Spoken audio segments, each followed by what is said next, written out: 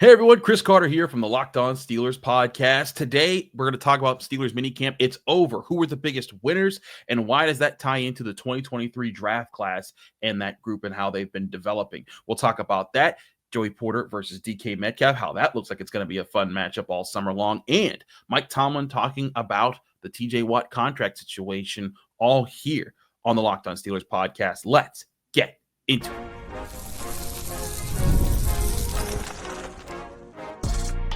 You are Locked On Steelers, your daily Pittsburgh Steelers podcast, part of the Locked On Podcast Network, your team every day.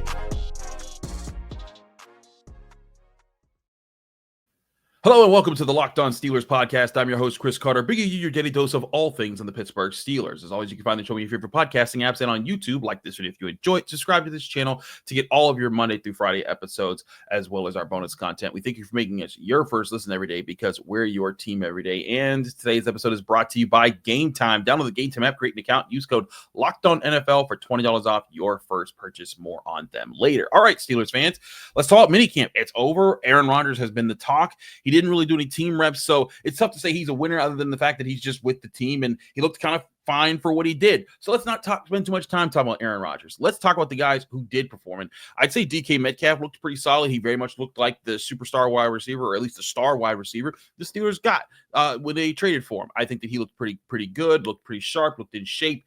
His hands were pretty consistent. And I also thought his demeanor was very strong as well. And we'll get into that a little bit later with Joey Porter Jr. and him going back and forth. And some points of maturity I want to give to both players in their matchups. But that's for later. I think that there's a lot of players that you can point to who have really stepped up in this mini camp, or at least shown the potential of they could be stepping up this season. One in particular, Calvin Austin. I thought Calvin Austin was extremely noticeable all throughout mini camp. I thought he was still fast, looking sharp in his routes, consistently making catches, making guys miss. He showed like, hey, this could be that year for him. When we talked about this yesterday with Mike DeFabo, because we talked to Steelers receivers coach Zach Azzani about how things, were looking for him. And Zach Azzani had high praises for him, as, receivers coach or position coaches, should for their guys. But I really thought Calvin Austin really stepped up. I think that he's looking really sharp, and I'm really eager to see with a guy like Aaron Rodgers, even with his age at 41 years old, I think that there's going to be a way for him to unlock it, Calvin Austin, maybe ways that Kenny Pickett, Mitch Trubisky, Mason Rudolph, and even Russell Wilson couldn't, just because of the ways that he's able to work things in the offense. That's going to be interesting. Another winner I'll say that's really lower down the list as far as who people think about, it's Connor Hayward. He was catching passes all over the place, and a lot of people had really good things to say about him after minicamp practices. I thought he was very sharp. I thought he did a really good job with a lot of different things, and he's in a unique position because both him and Calvin Austin are in the final year of their rookie contracts, and them and DeMarvin Leal and Mark Robinson, they're the last guys of that class, because remember, Kenny Pickett and George Pickens were the first two picks of that class, and they're both already gone. DeMarvin Leal's been hurt a lot in his career. Didn't really get to watch him too closely. We'll see how things go for him in training camp when it's time to get physical. But those two guys, Austin and Hayward, I thought looked pretty sharp. They're making their cases to be like, hey, maybe you should give us an extension. Granted, I don't think the Steelers would give either guy a big extension after the end of this season, but who knows? Maybe Calvin Austin will blow up and get one. So I thought they looked pretty sharp. Guys like Pat Freiermuth were pretty good. I thought Zach Frazier, looked pretty solid. I thought the rookies like Derek Harmon, Caleb Johnson looked pretty solid. But I want to focus on, and I'll also say about Roman Wilson, but I want to focus on one group in particular, and that's the 2023 draft class. Because before I talked about how this is going to be a huge year for them because they're all basically in that third year of their NFL career, which is right when like, hey, their future contract situations are going to be considered. Broderick Jones after this year, we'll need to see if his fifth-year extension is offered by the Steelers. Joey Porter Jr. next year, he might be looking for his big deal as the team's first-team cornerback. Keeanu Benton, same thing at defensive line. Darnell Washington as a tight end. Nick Herbig. But that's the thing. When I thought about this entire class from top to bottom, I think all of them had a pretty good mini camp. Broderick Jones lost 20 pounds. We'll talk about that in a bit as well. But he looked really a lot smoother at the left tackle position, and I'm intrigued to see how he looks when the pads go on. He gets to be more physical. Joey Porter Jr. Looked pretty solid. Throughout. He matched up with DK Metcalf. Several times, and they went back and forth, but I thought he did a pretty good job there. Keeanu Benton, I thought looked pretty solid there. He's been like a mentor a bit for Derek Harmon. Darnell Washington also talked. We talked yesterday about his expanded role in the offense, and he's able to run more routes, and you're seeing that in the progress he's made. Nick Herbig filled in a lot at edge rusher, for TJ Watt, who wasn't there. We'll get into the TJ Watt section later in the show. Corey Trice stepping in a lot when they wanted to give Darius Slay a blow in reps, because Darius Slay is an older player. So that's all the way down to the 7th round. Spencer Anderson also solid, but I think less of the others. But I mean, still, that is 6 players that are going to be crucial to the development of a young crew. And I thought it was really interesting when I got to talk to some of them, Joey Porter Jr. and Broderick Jones specifically, who kind of said like this class kind of holds itself to a certain standard, and there's a closeness of this class as far as trying to step up and set this standard and start to develop themselves as the new flag bearers who are going to set the standard and be the tone setters for the Steelers moving forward. Maybe not the face of the team, maybe not the biggest leaders, but starting to become the real lieutenants of this team. So here was Joey Porter Jr. and Broderick Jones in the Steelers locker when I got to ask them about that yesterday after the Steelers finding minicamp practice. Do you feel like there's a sense of camaraderie? I mean, obviously within the team, but especially within like the guys that kind of came in with you, Broderick, Keanu, guys that are 2nd and 3rd year players to start stepping up into leadership roles? Definitely. I feel like everybody that I came with, we all know what we have to do. This is coming into our time. We're not rookies anymore. We're not the kids. So I feel like we're all ready. We all got that sense of urgency with us. That's the main thing Coach T always tell us is the older guys got to have that sense of urgency and get those old habits off tape. So that's what we're all doing. There's been a lot. I asked Joey the same question. He gave an interesting answer, just talking about like the camaraderie between guys like you and him that came in. You're in your 3rd year, and like there's expectations for new leaders to start to emerge. What kind of camaraderie do you feel like that across like the young guys? Man, the guys I can't. You're talking about the guys I came in with, yes. Right? Yeah, those guys, man. I feel like I have a great connection with everybody I came in with. Joey, Nick, Keanu, all of them. I think we just bought it from, the beginning. I remember when we first got here, we were always in the locker room. I think we had like a rookie dinner or something. We was all in here just for like an hour, just chopping it up, getting to know one another. So I feel like, that was good for us to do. I see a lot of young guys do it. We may go out to eat one night or something, just to continue to build the bond, stay connected.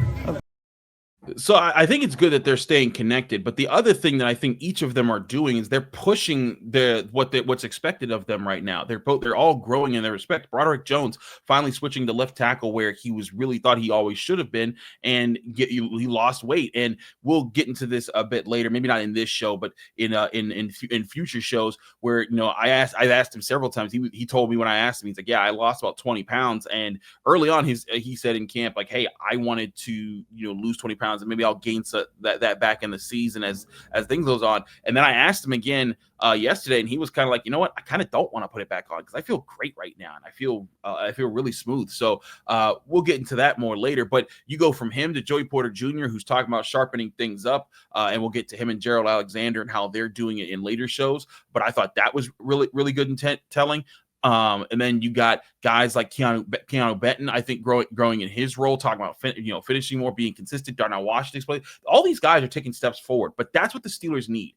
Everyone's going to be looking at Aaron Rodgers, and everyone's going to be looking at DK Metcalf and the big name signings, and of course TJ Watt when he eventually signs his deal. Cam Hayward, the superstar defensive tackle, Minkah Fitzpatrick. But it's going to be this crew of the 2023 guys. Can them and their units, can they take that step forward this year? Because if Broderick Jones and the offensive line become that above average unit, and he's a big part of that, that goes so far for the Steelers, who want to be that team that can be that physical front that sets a strong tone. Same thing for Keeanu Benton and the defensive line. If Joey Porter Jr. gets it at cornerback, which I think he's very close to getting, when you watch his tape, he's great at the line of scrimmage. He's great in understanding route development and how to cover different routes. He just needs to work on how to finish plays and to not draw penalties at that finishing point. When he does those things, he gets sharper. And we're going to talk about that because I think there's a big way that DK Metcalf actually helps him there. But you look at him, and also Corey Trice, who's just been healthy, and that's been the biggest thing that's gotten to Corey Trice's way, has just been injuries, and he's been healthy.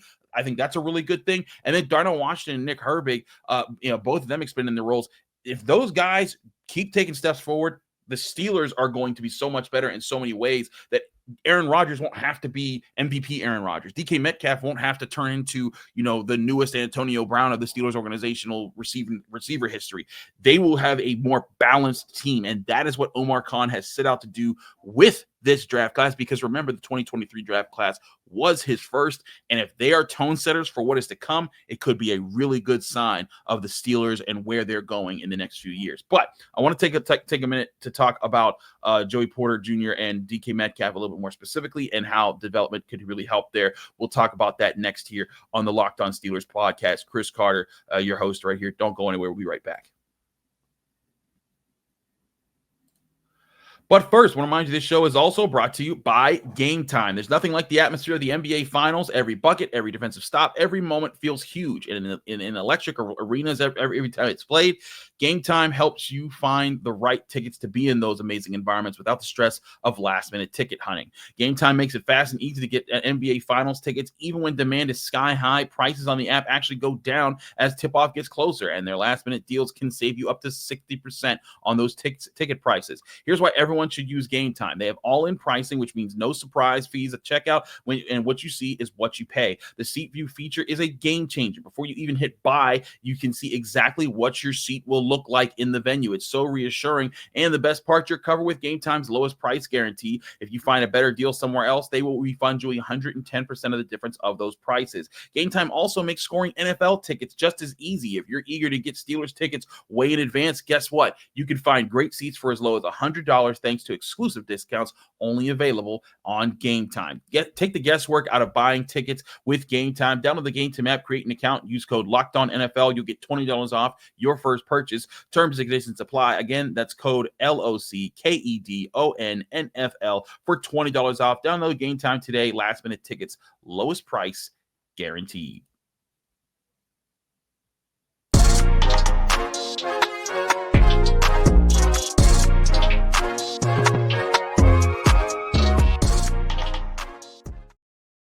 Back here on the Locked On Steelers podcast, I'm your host, Chris Carter. We continue our show here today. So I want to take a step back from just talking about the whole 2023 class and focus on Joey Porter Jr. and something that I saw that was really cool with him and DK Metcalf, because they matched up with each other several times. And as Joey Porter Jr. was very clear to point out, he's like, that's not the first time I faced DK Metcalf, because remember, Joey Porter Jr.'s rookie season, 2023, they did face off. The Steelers needed to win that game. DK Metcalf had some plays, but Joey Porter Jr. did a pretty solid job guarding him. In fact, I think Joey Porter Jr. might have only allowed like one catch or maybe even no catches for very minimal yards, but Joey Porter Jr. did a really good job in that matchup, and that was one of my bigger highlights of that tail end of that season when they won 3 games, and that was a big part of it. I was like, that's a good sign in the plus for Joey Porter Jr. that as a rookie he was able to keep up with a big name guy like DK Metcalf. Well, now they're duking it out at Steelers minicamp, and I'll play through you a scenario, and I believe I might have talked about this maybe here or on the North Shore Drive podcast. But Tuesday when minicamp started, they got to go up against each other in a red zone situation. I can talk about this because I've asked them about it, and I'll play a clip as they talk about it too. But I'll explain the scenario. It's basically a goal line sort of fade ball from Mason Rudolph, and Joey Porter Jr. is guarding DK Metcalf, and he gets flagged for holding from the referee in the end zone. And Joey Porter Jr. immediately is like, he pushed me. What are you talking about? I didn't do anything wrong. He pushed me. How are you going to call that on me? And so Joey Porter Jr. a little frustrated, and he wasn't making a big deal of it, but he was just he was just a little naturally frustrated. You're competing. You thought you were doing your job right. DK Metcalf comes up and says, hey, like, I was doing something to try to get that called on you. It's a move that I didn't show you before. And so they I didn't understand entirely what they were saying because I couldn't hear them up close, but they dapped each other up afterwards, and they were like, okay, cool. understood. And they went back about their business and everything was cool there. But then I asked both of them about that exchange and I thought it was pretty good responses. So here, one by one, DK Metcalf and then Joey Porter Jr. talking about how they've matched up and that specific exchange in particular. This was from Steelers Minicamp. There was one exchange where I think you and Joey were kind of going, he got flagged and he said he was pushing off on me. And then you guys talked afterwards. What was that talk like and just as competitors? I mean, it's just me telling him that I had a yard just to handle him up or act like I was blocking, and just showing him a different look that he probably hasn't seen. I know I didn't use that release on him when we played him 2 years ago. What's it been like going up against DK? Just a few light reps. I mean, it's good. I love the great competition with him. This wasn't my first time going against someone. Very true. My rookie year. So just to get another great wide receiver across from me, iron sharpen iron. I'm gonna work him. He's gonna work me too. So I mean, it's pretty fun. He talked about he's like the one. I think it was the first day of minicamp. He used a move. He said he intentionally hadn't used on you before because he remembered facing you against Seattle. What's it been like, just like exchanging barbs? Because like after that, you guys had a chat and like shook hands. Yeah. I mean, we're teammates now, so it's not as a rivalry as people wanted to be. I thought it was, right. But we still try to get each other better at the end of the day. So, he give me tips on certain things that he see, and I'll give him tips on certain things that I see, just to get each other better and prepare for the season. So a few things there. I think that's cool. One, for Joey Porter Jr. to be like humble enough to be like, okay, got it, and let's move forward there. And they're able to trade tips because there's times Joey Porter Jr. will get DK Metcalf will get Joey Porter Jr. Iron sharpens iron, as he talked about there. And I think that's really good for Joey Porter Jr. And for a guy like DK Metcalf, who is a big, bully, physical wide receiver, that might be the perfect person for Joey Porter Jr. to practice against day in and day out and get used to facing throughout training camp, because that's who T. Higgins is. Jamar Chase can play like that. And if Joey Porter Jr. gets that part out of his game, which is something that also Gerald Alexander, the Steelers' new defensive backs coach, has emphasized he's really putting that on Joey, that is something I think could be really huge to making him the CB1 of the Steelers' future. Again, going into the point that I made in the last segment, that's another big step for the Steelers as far as trying to balance out the roster with some of their most recent picks. So DK Metcalf helping there, Joey Porter Jr., them helping, but also I think there's a big point for this, and I pointed this out in my my Pittsburgh Post-Gazette live chat, which, by the way, if you didn't check that out, you can go check out at post-gazette.com. I do it every Thursday morning now. But I did it at 9 a.m. Yesterday morning. And someone asked, like, does DK Metcalf seem like, because I wrote a piece about DK Metcalf and his, how he fits into the team and how excited he is. And he also displayed a level of, solid maturity as a leader and as a leader who's not assuming that he's a leader. He wants to earn that respect from his teammates, and how measured that approach was. I thought that was very mature of him. And someone said, is he the complete opposite of George Pickens? Now, of course, like, complete opposite of, this isn't a numbered thing where there's a 0 to 10 as far as their personalities. But when it comes to maturity, I did see one big difference, and that's particularly in the respect of Joey Porter Jr. When George Pickens would go up against Joey Porter Jr., they would go back and forth. But we all saw, you could still look up on YouTube probably, the highlights of training camp when George Pickens would like just take the ball off of Joey Porter's head and just would like hold it out in front of him and drop it, and he would have this demeanor. And like, hey, friendly trash talk, that's fine. But sometimes it didn't look so friendly, and they would kind of go back and forth. And there was never sort of a George Pickens moment where it was like, oh, he's my guy, man. It's all right. And so, we're friends at the end of the day. There was never like a putting his arm around him kind of moments. And you never really saw that. Like, I never saw that moment where they dapped each other up the way that Metcalf and Porter did in just this first minicamp practice where they first met. And they had, 2 years together to do that? Because George Pickens was a rookie in 2022. Porter was rookie 2023. Yeah, so 2 years together, and you never really saw that. And there were times where I think we even talked about, I think it was the Ravens game. In fact, yeah, it was Pickens' second year and Porter's rookie season. Joey Porter made that huge interception of Lamar Jackson in the end zone that gave the Steelers the ball back. And then the next drive, Kenny Pickett hits George Pickens with a game-winning touchdown. And I remember talking to George Pickens. I feel bad that I didn't clip this up. And we asked him about Joey Porter's interception and how it set up his big play. And he kind of dismissed it. And it was kind of like he didn't like Joey, and because they went up against each other in practice. And DK Metcalf shows none of that. In fact, he's like, you can see he's kind of talking like, hey, it's exciting to go up against him. I went up against him before. I did something I didn't do. And I talked to him about it. So DK Metcalf's trying to help Joey Porter Jr. He's trying to be a legit teammate. That's being a leader. That's also being mature. And that's something that I think could be something that works for DK Metcalf and works for this team if he's able to keep doing things like that, not just with Joey Porter Jr. as a practice opponent, but also as a tone setter for, hey, guys, this is how we handle ourselves. And if he's handling that maturely, I wonder what else he's handling maturely, from showing up to practice, from how he studies film, from how he prepares, and how that might rub off on younger guys, like Roman Wilson, like Calvin Austin, like everyone else that's around there. And again, I think that can be a really good tone setter and another part of building that more balanced roster, which again, that to me is the biggest objective of the 2025 season. I say, I know there's a lot of Steelers fans who are really excited when you see those clips of Aaron Rodgers in practice, and look, he's still Aaron Rodgers. He's still a 4-time MVP, and there's tons of excitement. I still do not think this is a Super Bowl contending team. I do think this is a playoff making team. I do think this team could win a playoff game. But I think to become that team, it needs to become a more holistic team. It needs to become a more complete team. And it needs things like this. They're going to help these younger guys start to establish their own culture within the organization. Sometimes it's not always about coaching. It's about the players stepping up and drinking the water they're being told to drink from the coaches. And I think you're starting to see that from some of these guys, at least from the maturity standpoint. And I think all of that points towards the right direction. And again, it's just minicamp. I'm not saying any of this is actually going to definitely develop in training camp and everything's great and the Steelers are going to be set up for Super Bowl runs forever. But I am saying these are the small things that I look for in minicamp.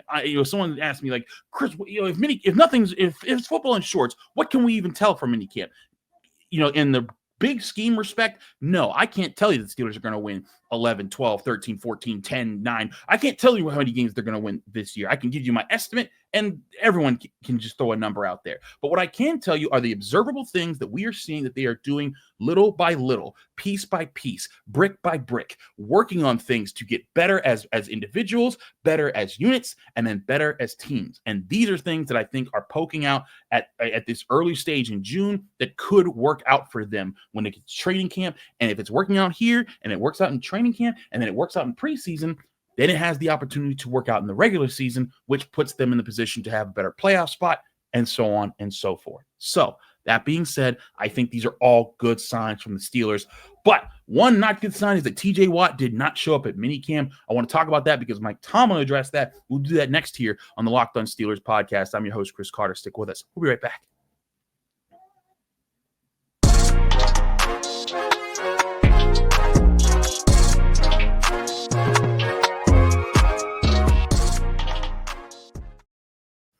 Back here on the Locked On Steelers podcast, I'm your host, Chris Carter. We continue our episode of the Locked On Steelers podcast, wrapping up minicamp. Now, we will get to several other aspects of the team. I have several videos talking to guys like Caleb Johnson, Derek Harmon, Jared Alexander, the DB's coach, Pat Meyer, the offensive line coach. We talked to several guys throughout minicamp, and there's too many clips for me to string together. And there's also a lot of Locked On Steelers call-in questions that I have not been able to answer because minicamp has been so busy. Again, if you have questions, call in at 412-223-6644. Leave your name, where you're from, keep your question under a minute. We will try to get your question answered on the show as soon as possible. These stack up very high, but hey, we got a long summer now between now and training camp. I will try to address, as many of those questions as possible as we get closer to but before we get to training camp, so that everyone gets in there. So don't be afraid to call. If you don't get your question heard right away, it's because there's a lot of things to cover. But getting back to what happened when it came to TJ Watt, Mike Tomlin was asked about this on the final day of minicamp. Now that TJ Watt officially missed all of OTAs and all of minicamp, of course, mandatory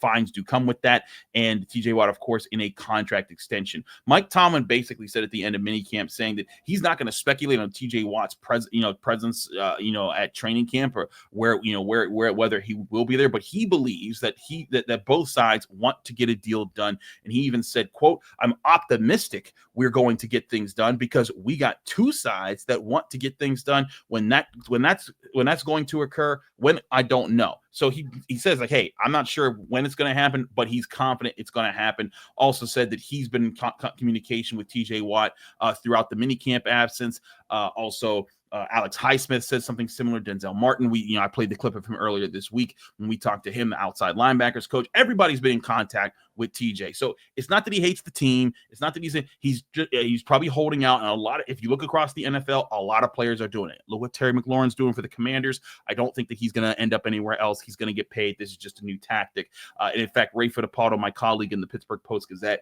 has been talking about this a bit on his, and we're talking more about this in the North Shore Drive podcast as well, that this seems to be a new tactic where, as in past years, players were holding in for bigger contracts during training camp, and it's being deemed by the players that, hey, holding in is actually what the team wants. So we're going to hold out. When, again, holding in means you're not practicing with the team, but you're showing up to training camp, practicing on your own until you get your deal. But basically, you're still doing what the team wants. So holding out is not showing up for that until you get your deal. And it's going to be interesting because the Steelers do have a history of not paying a player until they report to camp or practice or whatever, because when they're not there, that's been their line. The classic line, if you're an old school Steelers fan, is when Franco Harris, and this is when Franco Harris was the Franco Harris. He had already done the Immaculate Reception, 4-time Super Bowl champ, and it was time for a new deal. Chuck Noll said Franco who when he didn't show up at training camp or practice,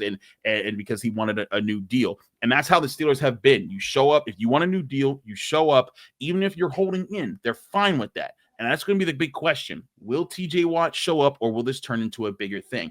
Personally, I do agree with Mike Tomlin. It'd be different if TJ Watt wasn't in constant communication with his teammates and didn't have a history already with the organization that was very positive. I think this is maybe his way of just saying, hey, we're going to just play hardball. Then when we show up, we'll just say, hey, we want a little bit more guaranteed money. We want a few more things thrown our way. Again, I think the Steelers are going to pay him $41-ish million. And for those who are like, you can't pay a non-quarterback that much money. Yes, you absolutely can. When you look at how big the salary cap has grown over the past 5 years, if they paid him on average $41 million per year, it would be less of a percentage of the salary cap than paying him $28.5 million 4 years ago in the NFL. So that point, I will continue to press that point until people get it through their heads. That is not that big of a deal. It is a lot of money, but when you believe that TJ Watt is still one of the best defenders in football, not just best edge rushers, best defenders, you pay a guy that money, and I think he's still that, and I think the Steelers clearly think he's still that. He sees himself as that. It's going to come. It's going to come together. I do think that's going to happen. So I think that's not the bigger thing. The bigger thing is going to be, when it happens. I do think this team wants to work on its chemistry with TJ Watt, because one of the things they've talked about working on is trying to come from different angles, and where that will be, I don't know. Because I do think that there's some to that. Now, I talked to guys like Denzel Martin, like Alex Highsmith.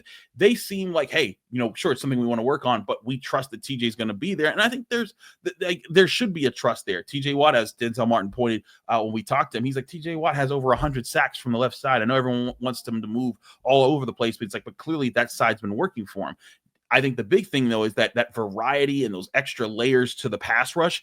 That's what people are waiting to see. And if TJ Watt doesn't practice, there's a question from some fans out there. Well, if he's not practicing while you're working on these new adjustments, how is he going to get used to it? I think you're going to trust that TJ Watt does that, because the last time he held out from practice for an entire summer was 2021 when he got his last contract extension. And remember, he held in throughout the entire process, didn't even practice with the team when they got back from Latrobe and worked at their facility for a few weeks before the start of the regular season. He signed 2 days before the regular season game, and then proceeded to have his best season of all time, where he tied the NFL sack record and won Defensive Player of the Year. So, and I'm not saying he's going to do that this year, but I am saying I think that you can trust TJ Watt is going to be fine there. And again, I am not on the train of trading TJ Watt. I know that there's some people out there, but if you watch this show, if you listen to the show, if you're really interested in the show and you know my opinion, I continue to express, unless someone's given up multiple firsts and some change, there's no reason this team should be trading TJ Watt. If multiple firsts and some change, then I might be like, okay, maybe we can approach that.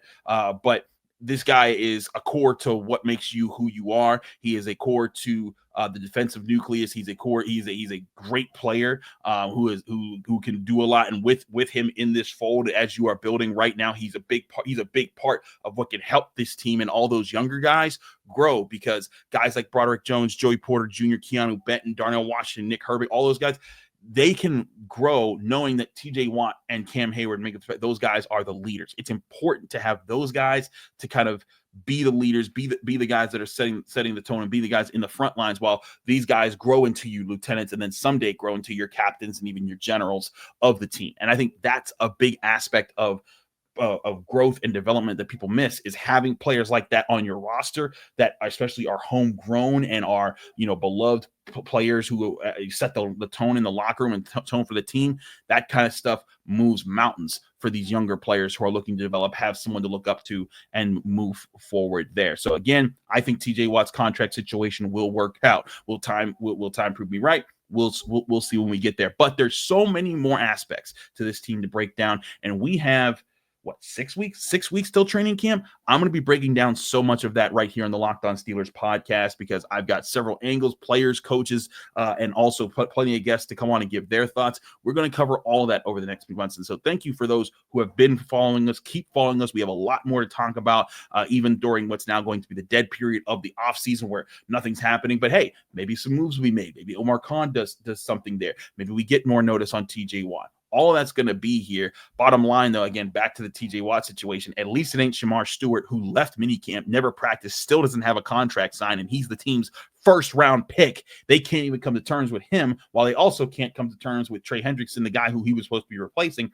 That would be a disaster if TJ Watt said some of the things like, quote, they care more about winning arguments than winning games. If TJ Watt said something like that and the Steelers were in that situation and he still was not showing up at training camp, then we'd be like, okay, what's going on here? But I don't think the Steelers are anywhere near that sort of DEFCON 2 or whatever that would be with TJ Watt. But again, thank you for following us throughout minicamp and OTAs and everything that we do here at the Locked On Steelers podcast. Remember, if you want to get your questions in on the show, be sure to do so by calling 412-223-6644. Leave your name, where you're from. Keep your question under a minute. We'll try to get your show on the air. Remember, we do get backed up with calls, so I apologize in advance if your call isn't brought on right away, but we will try to get them on throughout the summer. And feel free to call whenever, not just today, but tomorrow, next week, next month, whenever we try to get you on the show. Thanks again for everyone for tuning into the Locked On Steelers podcast. I'm your host, Chris Carter. Follow me on Twitter, Instagram, TikTok, Blue Sky, all social medias, all the same handle everywhere, at Carter Critiques. Read my work at the Pittsburgh Post-Gazette, post-gazette.com, and find me here on the Locked On Steelers podcast every day, Monday through Friday, on your favorite podcasting apps and on YouTube. Back here Monday for another episode of the Locked On Steelers podcast.